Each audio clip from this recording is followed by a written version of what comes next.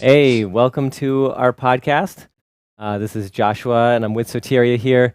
And our podcast is about explaining difficult subjects or topics in a very approachable way. Soteria, you and I have both been told that we are good at reducing complexity down to its essential nature. I guess you could say it that way. Wow, that's a very lovely way of putting that. Yeah, and I've done a number of talks in public, and people say, "Wow, I've often wondered about those things that you talked about, and I never heard it put so simply." And I know that you've told me the exact same thing, that you've been through some amazing experiences, and then you can talk about it in a way that a lot of people can't really talk about, or they can't explain it Yes, quite so succinctly as you do. I think it's one of the reasons that we've been friends for 20 years, one of many reasons, but I just love the way that you break things down in such a simple, understandable form um, that it makes you a relatable person. And I try to do the same thing, probably by your example. I've noticed that sometimes things become so complex that not only do I not understand it, but I don't want to understand it. Like it's just almost too much for my brain to handle. My brain's like, yeah, I'm just going to veer away from that because I can't make sense of it.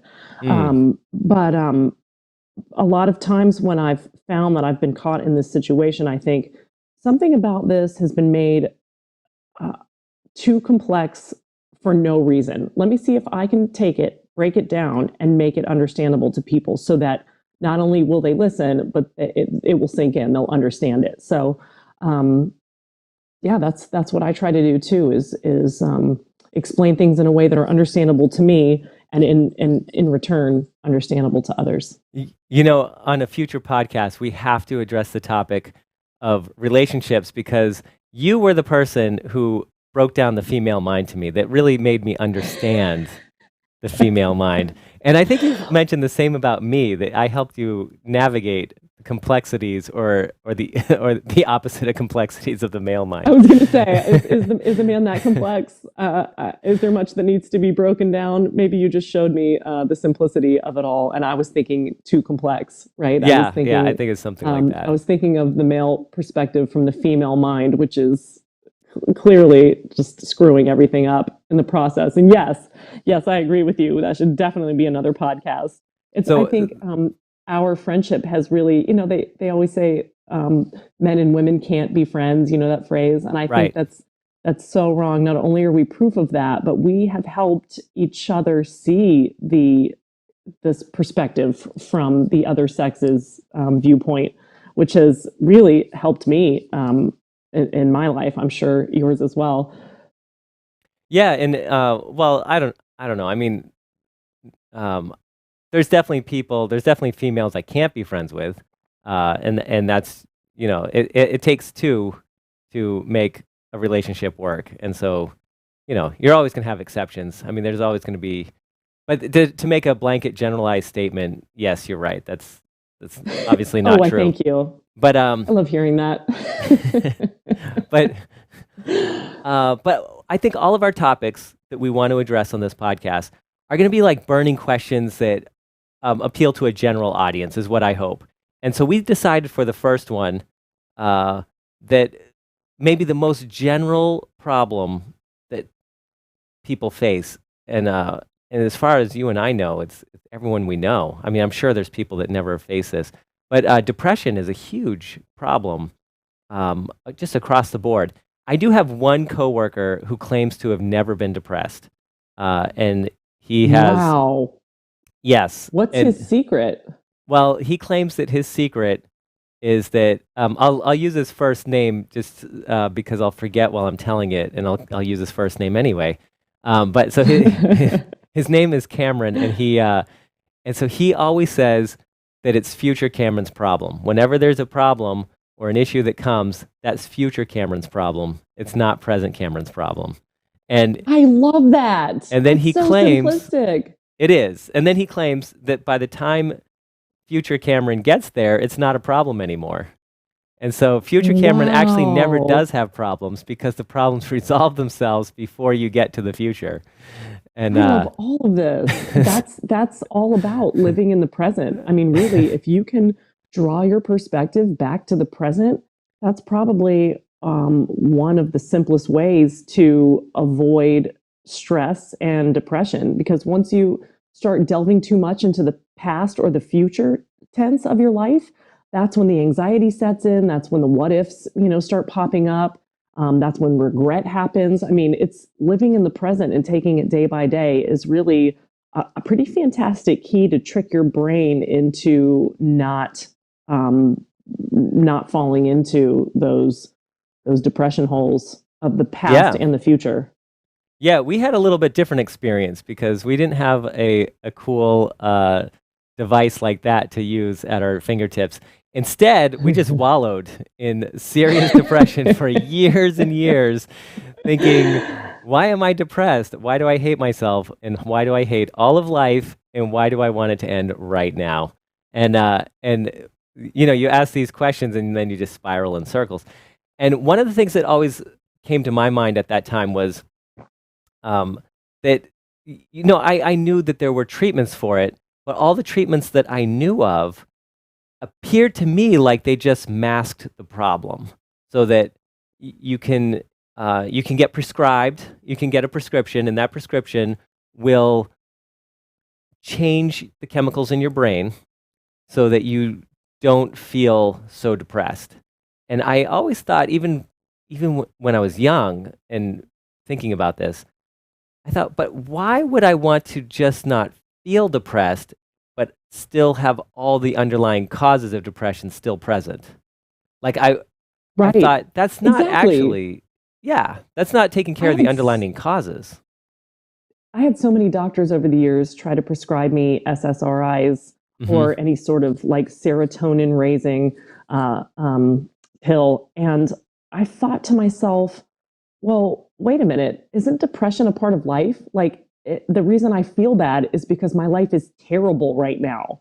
I mean, if my life was awesome and I was depressed, I would be like, okay, maybe there's something chemically being altered in my brain right now that gives me an inability to feel joy. But there are ups and downs. That's natural. Like, you're supposed to feel that way. If your life's going terribly, you're supposed to be depressed about it. That's normal. But again, is it fleeting? Does that change? Are there going to be highs that counteract the lows? Of course. So I think yes. I think we jump the gun too quickly to just prescribe a pill when maybe you're just going through a phase. Maybe your serotonin levels are low because things are going horribly bad. Um, Also, I noticed that a lot of people that I know that are on these SSRIs or depression pills for depression, they take them forever. Like, they never go off of them. And I was under the impression that once your serotonin levels raise back to the point where they should be like a normal rate, you're supposed to taper off of these things. But I've noticed that doctors just continue to prescribe them, which might keep your serotonin levels high, but then once your body gets accustomed to a synthetic thing raising your serotonin levels, will your body stop doing that naturally on its own? I mean, will it get to the point where your body relies on something else doing what it should do on its own, that it no longer works um, Yes, yeah, naturally? you bring up two extremely important points. I'll do one of them first because I think it'll be a shorter topic. Is there is normal reasons to be depressed in life. If you lose a loved one, you should feel depressed, but only for a short time. And so the problem comes when that depression doesn't go away. So if you're depressed because your parents died or because you lost a spouse or something, you should be depressed for a little while. That's very healthy to grieve that loss, and to feel that. You shouldn't be running away from those problems. But uh, when you say that your life is terrible and that's why you're depressed, terrible compared to what? Because I'm sure we can always find comparisons of somebody's life who's way worse than ours that should put it into perspective that, like, maybe you're being maybe you have first world problems, and that's nothing to be depressed about. So it's all relative in that sense. But there is a normal amount of depression, but that normal amount should not last beyond a couple of months at most. But really, Well, let me ask you this, because yeah, you've studied depression. You've actually been a grief counselor, if I'm not mistaken, or not so. professionally. I was not a But delved into professional. Mhm. that profession and learned quite a bit about it. You've helped pull me out of depression many times over the course of my life. And when you say a short while, I mean, I think, what is that? What does that mean? Because whenever I would go to therapists and say, I'm depressed, my husband just left me, they would say, Soteria, it takes time. You just need time. And I would think, no, that's not good enough for me. Like, I can't just wait this out. I need this to end now. I want this feeling to end now. Also, as far as losing a loved one, like actually grieving the loss of a person, not just, because they dumped you, but because they've left this earth. How do you gauge how long that takes, and what's the average amount of time that something like that takes to get over? Yes, and I have a lot of these studies written down, and they're not at my fingertips. I should have brought them in. But I know that it depends on what the loss is. But like a loss of a loved one or a spouse or something, that's a major trauma. That's pretty Right. severe. But even that should not last years. That for most people, it'll be months. It'll be less than a year. It's not a Okay. problem if it lasts a year and a half. That's still not a problem. It's just more unusual. But when it gets into 2 and 3 years, that's definitely a problem. It should not be crippling for that long. Um, Okay. and so then that's when you need to address it. But that's when you need to start addressing the underlying problems. So in in the in the idea that we're not just trying to mask the symptoms, but we want to get to the underlying problems. Um, we often think that the underlying problems are the symptoms. So you think, well, I'm so depressed and I hate my job, I hate my life, I hate my relationship. And you think that's actually what's making you depressed. But you just said that the chemicals that they give you raise your serotonin levels. And that when you raise your serotonin levels, you feel much better. And so that didn't change anything in your life. All those things that you think are causing depression, your terrible job, your terrible spouse, or whatever it is in your life, those are all the same, and you just increase the serotonin, and suddenly you feel all right. Um, but it's interesting to me that the protocols that people who are trying to treat depression, generally, not always, but generally, they don't ask you anything about what you're consuming that might be reducing your serotonin. So a lot of the things that we consume just generally are called serotonin inhibitors. And they're all the things that we use actually to cope with stress. So nicotine, caffeine, alcohol, these are all serotonin inhibitors. So if you are taking serotonin inhibitors and then you go to get prescribed a serotonin enhancer, I mean, it's kind of like Stephen Wright's joke about putting the humidifier and the dehumidifier in the same room and let them battle it out and see who wins. um, and so I realized when I was learning about this, I was like, wow, I'm doing everything to be depressed. I'm taking all the serotonin inhibitors, and then I'm wondering, why am I so depressed? And then when I removed the serotonin inhibitors, guess what? My serotonin levels went up, and I didn't feel so depressed. Um, there's also foods that can lower your serotonin and ones that can enhance your serotonin. I actually can't think of the foods that might inhibit it. Maybe it is just the go-to vices that Caffeine and alcohol, yeah, I and think those are the what are the ones inhibitors. that enhance it? What foods enhance your Okay, serotonin levels? so tryptophan is a big one, but tryptophan, people get confused because they say, oh, that's why you fall asleep after Thanksgiving, is because the tryptophan in the turkey Right, puts you right to sleep. the Well, turkey nap. yes, and the turkey does have tryptophan in it, but that tryptophan is not accessible to be converted into serotonin in your body. The way that it's digested, the way that it's, I don't know, present in the meat, I'm not sure exactly why, but that tryptophan does not convert into usable serotonin.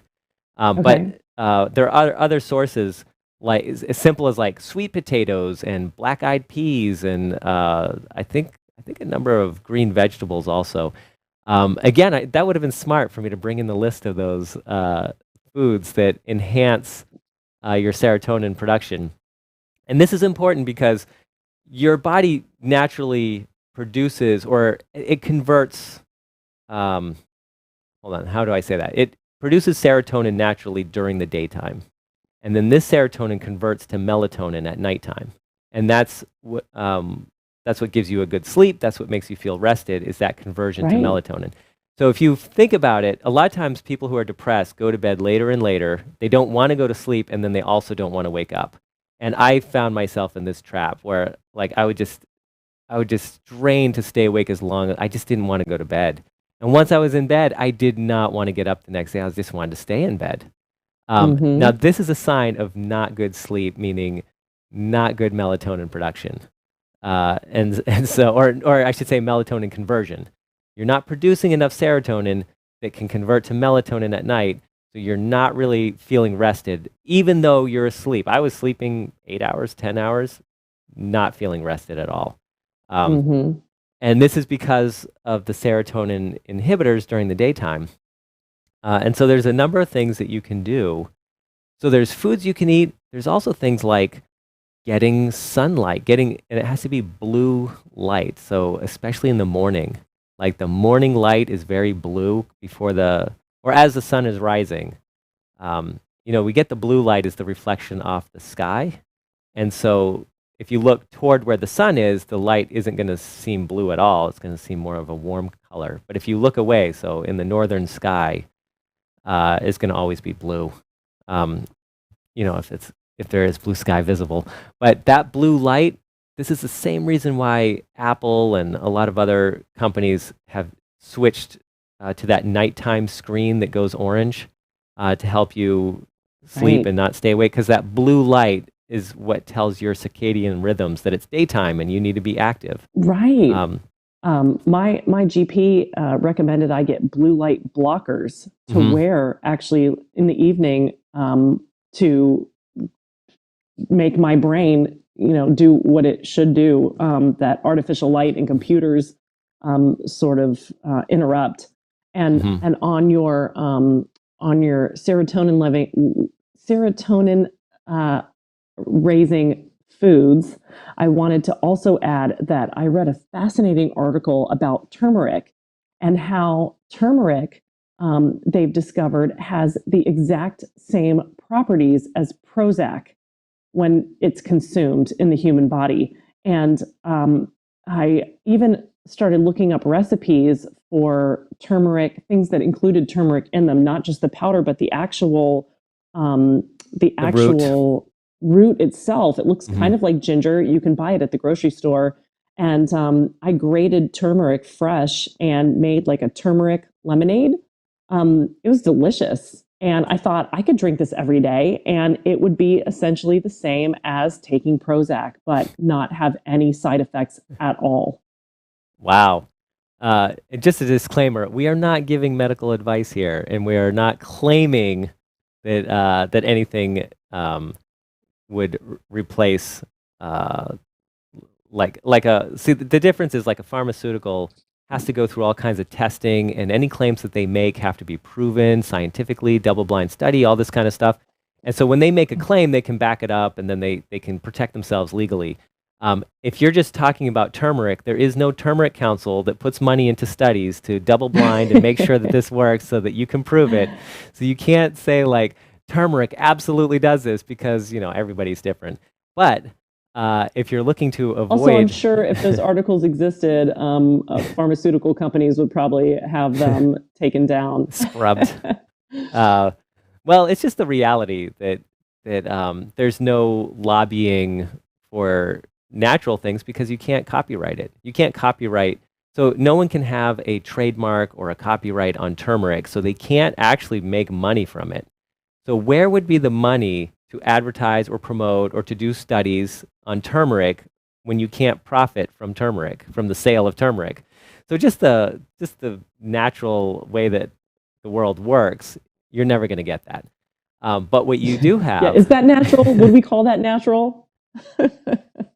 uh, but what you do have is you have access to all these natural things that, because they're not copywritten, they're also not regulated. You can just buy turmeric anywhere, which means that you can test it Yep. yourself at home and you can determine if that's working or not. And that's great because really the only way to get better is to reason from cause to effect. So you need to look, I was talking about this with my coworker yesterday, actually, that, um, when I've learned a lot, especially from depression, about how to talk to people. So this, I have three thoughts in my brain at once. So a friend of mine had this great response because, he also, like us, was having a lot of trouble figuring out his life.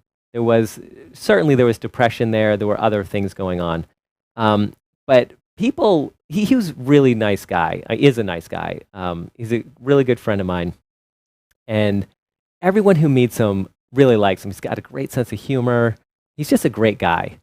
But, it just took him a long time to get his life together. And he knew this. But even knowing my life is not going well, I can't put it together. I, I'm talented, I'm smart, I just can't put the pieces together.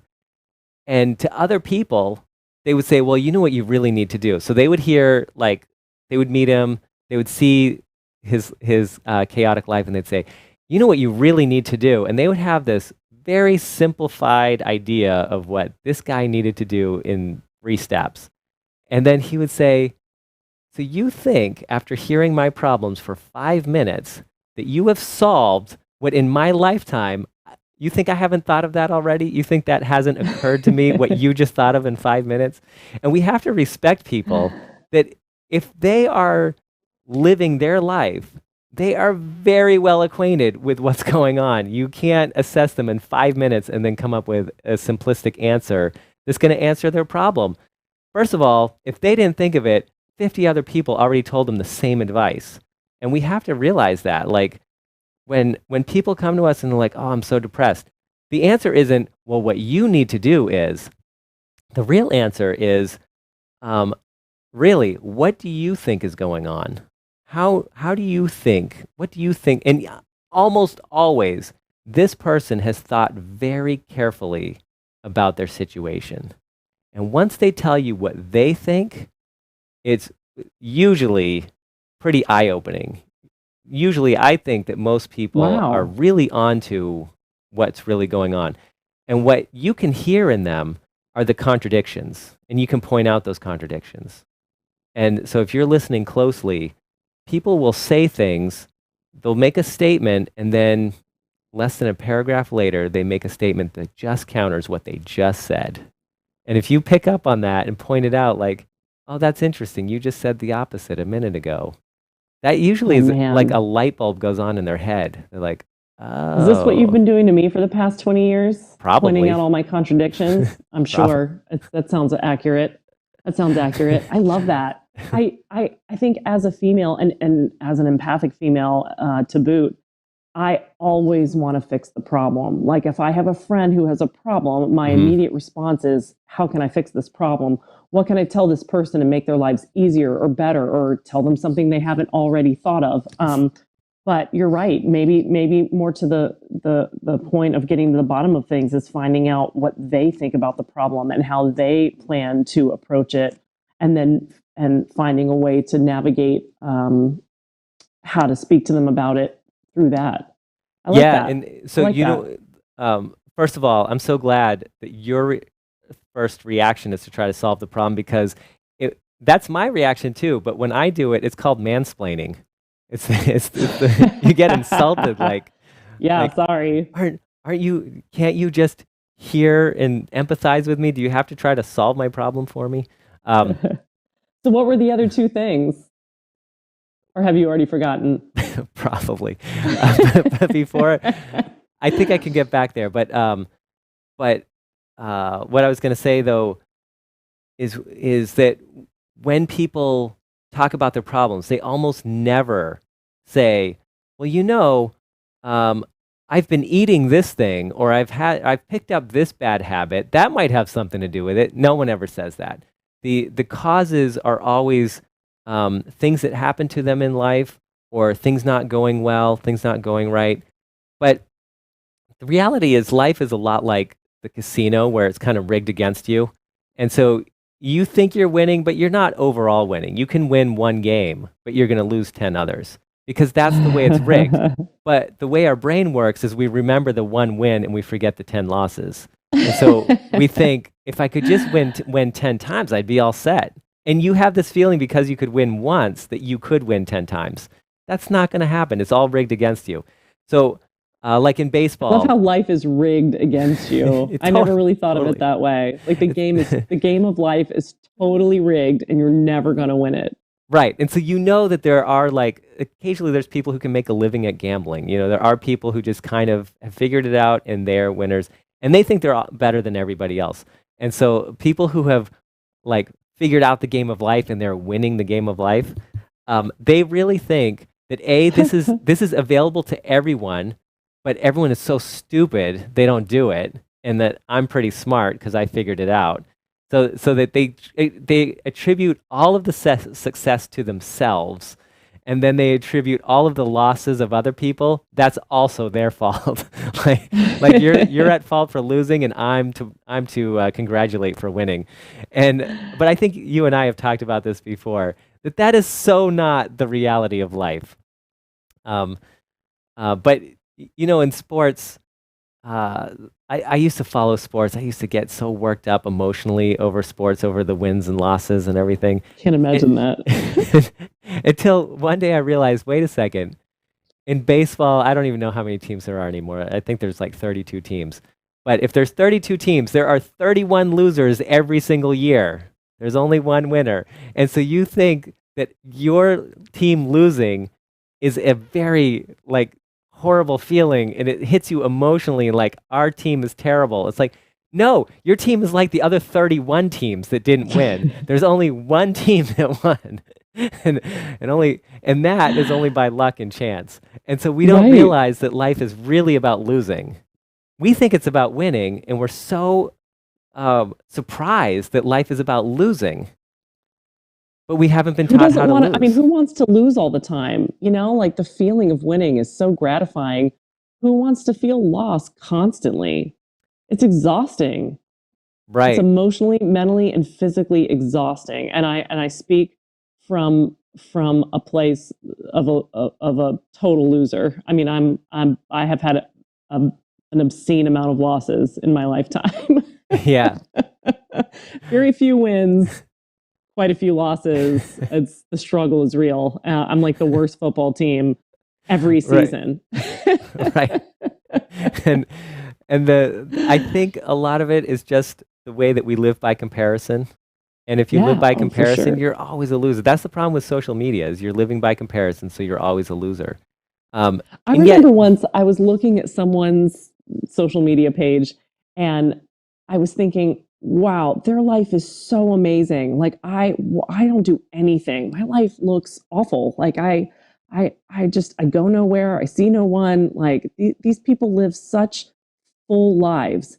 And then I went to look at some of my old photos and by comparison, I looked like I led this amazingly adventurous and full life filled with travel and people and food and adventure. And I thought, I look exactly the same way. Like, what am I yes. doing comparing myself to these people just because they took a series of photos and I made it look? I'm like, wow, I don't ever visit donut shops. Like, what? This is so silly. Like, I realized my error once I looked at my own photos and thought, oh, people perceive me exactly the same way. Oh, yes. I had to stop looking at your Facebook page because it was making me depressed. your your You're Facebook, welcome. you look so awesome, and then years later, I find out that in those years you were just suffering so badly, and in those years I was suffering badly. I was like, oh, my friend Soteria, she's beautiful, she's doing this, she's traveling, she's going out, she's biking through Denmark, and like doing all this great stuff. She's visiting the ruins Well, in nobody's Athens. going to post. You know, I did. I think you and I had this idea of making a social media page that was about losses. Hmm. right? Like instead of posting all your wins and all the cool stuff you were doing, you were like showing the naked reality of the misery of life. Like, oh, I Yes. spilled coffee all over my shirt this morning, and my car broke down on the way to work, and Uncle Jerry's back in the hospital again, and my bursitis has flared up. Right. Right. And we were talking recently about like how if you are a Christian and you say that you've given your life to Christ and that all these things are his, that includes the problems too. And so as you're posting these like, oh, my car broke down on the way to work and I spilled coffee on myself, and how you can flip the script so that instead of making everything about you and your problems, if you claim to be a Christian, I mean, it doesn't apply to people who don't claim to be Christian. That's fine too. But if you claim to be, you got to like start flipping the script a little and saying, God's car broke down on the way to work today. What's he gonna do about it? And I just got coffee all over God's nice shirt and just burned my skin. And you start re-attributing all the problems aren't your problems anymore. And it's really a healthy way to look at it. I suppose that even for somebody who has no interest in Christianity, there's got to be a mechanism where you can reframe what is happening to you as to not be like so negative that these things are happening against you, but things happen, and then we have a reaction. So there's something that's called telling yourself the truth. It's a book written by a psychologist, and the main point of it, this is for depression especially, but it's about framing. And so a lot of times we'll say things like, "My boss made me so mad today at work because he said such and such," and that is not a true statement. And yet we believe that's true. We believe that we feel this way because my boss said this to me, and that's why I feel Mm-hmm. this way.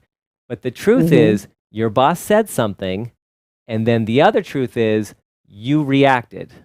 But your boss cannot produce the reaction. You produce the reaction. Your boss says something, that's his part. Your part is everything else. He can't make you feel anything. And we don't take Yeah. responsibility for that. We say, No. no, he made me feel this way. Right. And so learning to tell yourself the truth is extremely important. I gotta turn off this Are you beeping. answering texts? No, I'm getting all these notifications all in a row, and I didn't realize. I'm going to do that in a podcast. Yeah. Hold on just a minute. Yeah? Oh, no, I'm not doing anything. No, totally bored. Nothing going on. I love that. I love that because I am so guilty of taking everything personally. I take everything personally. Like if somebody has a bad day and they project it onto me, I immediately think, um, wow, that person really just did this thing, and how could they do that to me? How could they treat me this way? I would never treat someone else this way. But it was because I was affected by the thing that they did and not thinking, wow, they've got a lot of personal problems that need to be addressed. Like clearly something's going on with them. I immediately bring it right back to myself. And I remember I have a really close friend who had an employee. It was a they were waiting tables together, and she was watching this girl get totally berated by the customers who were just screaming in her face and telling her she was a terrible waitress and that their order was wrong and they were never coming back to this establishment again. And my friend watched this girl just like with a completely straight, unaffected face, just like nod and then just walk away. And she said, how can you not be affected by projecting onto you? Like, how is it you just don't take anything personally? And she said, oh, I feel really bad for them. Like something's wrong with them. Like I look at them and I think, wow, that person's really struggling. And I feel sorry for them. I feel sorry for them that they can't like handle this in a normal way. And she lets nothing affect her.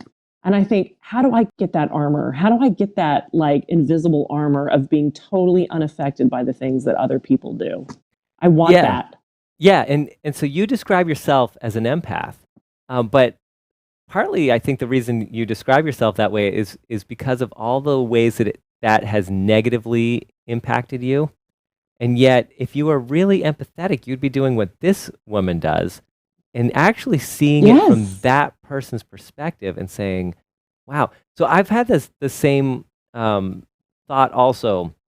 There's people that you meet in life that are very difficult. They will Mhm. be, um, they have a lot of social trouble, a lot of social problems, and so they don't make Mhm. friends well. And then because they don't make friends well and don't have a lot of friends, they don't know how to have friends.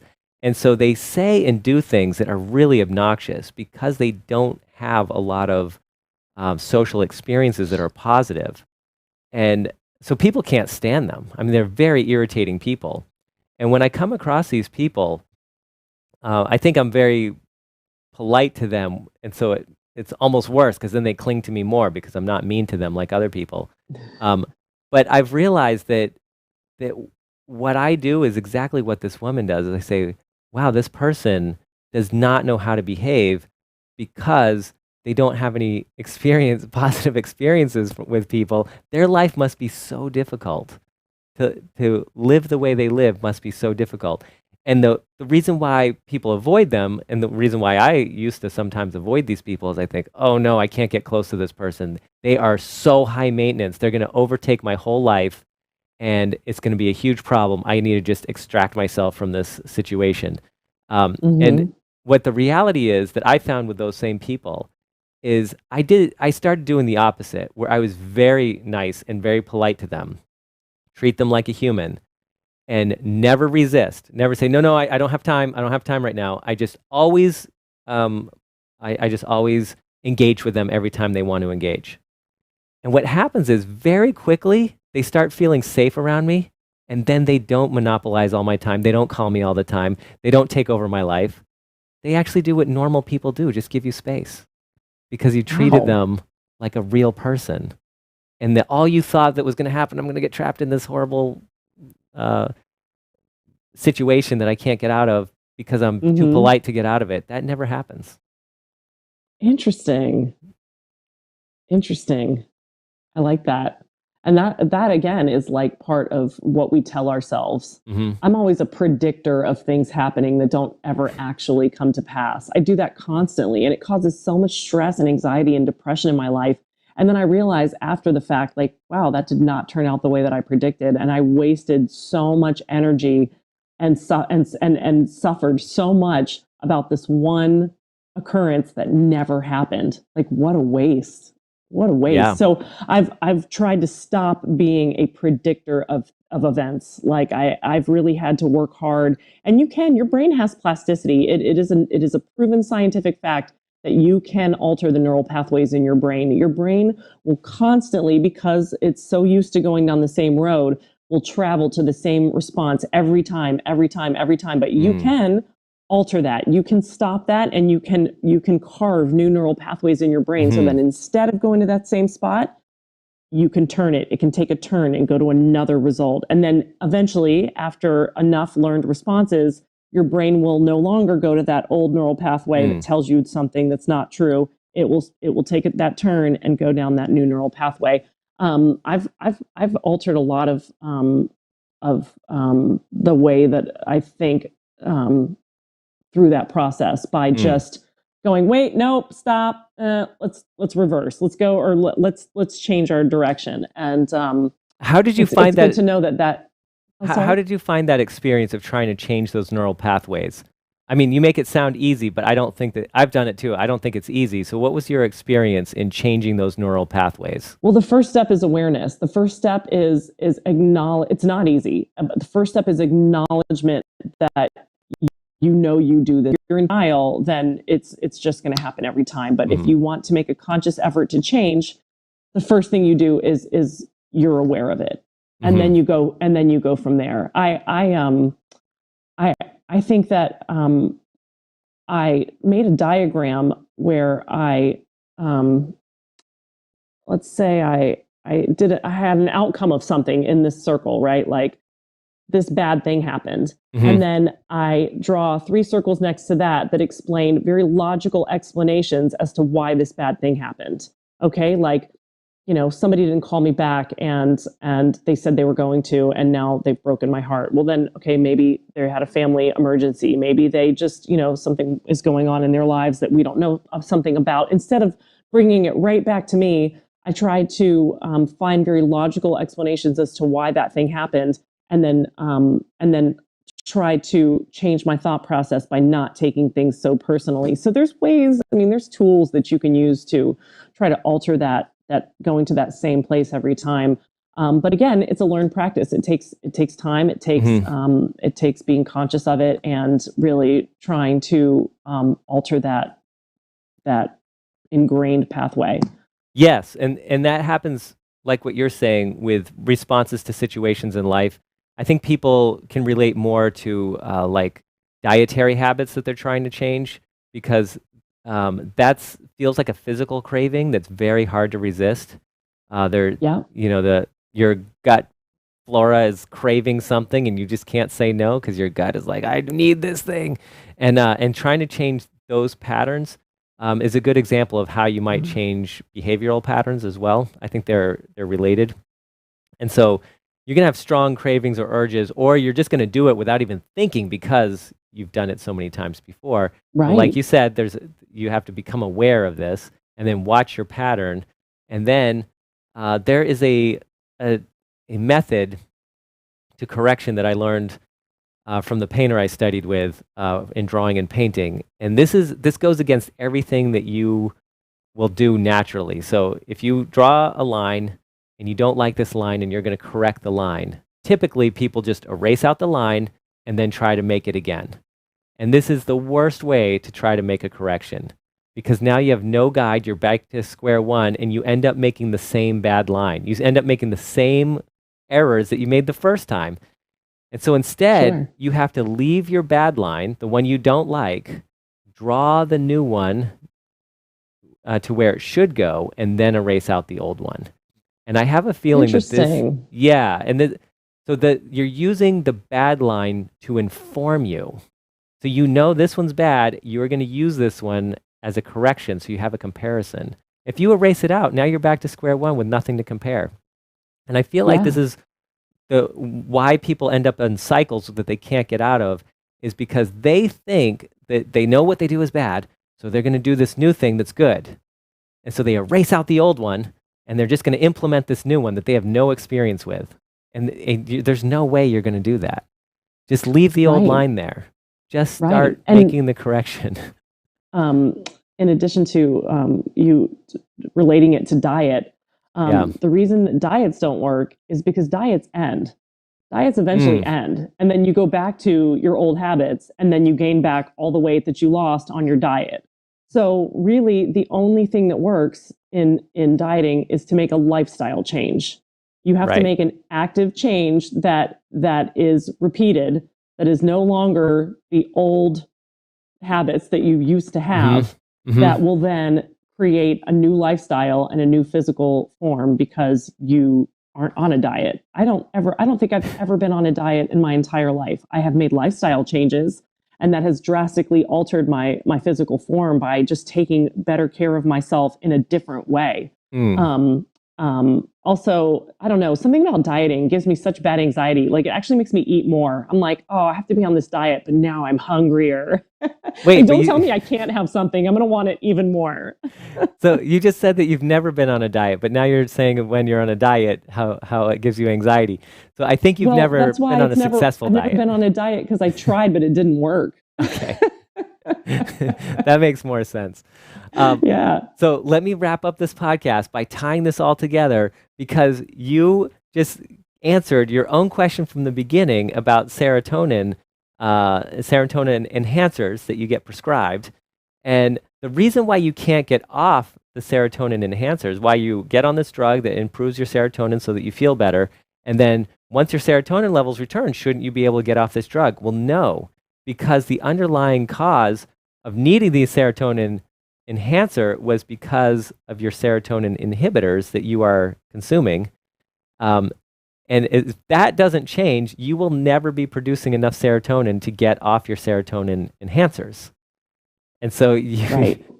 so that day never comes unless you can somehow change those habits and change the underlying causes. So I know that Sure. our conversation was great. We hit a lot of things this morning.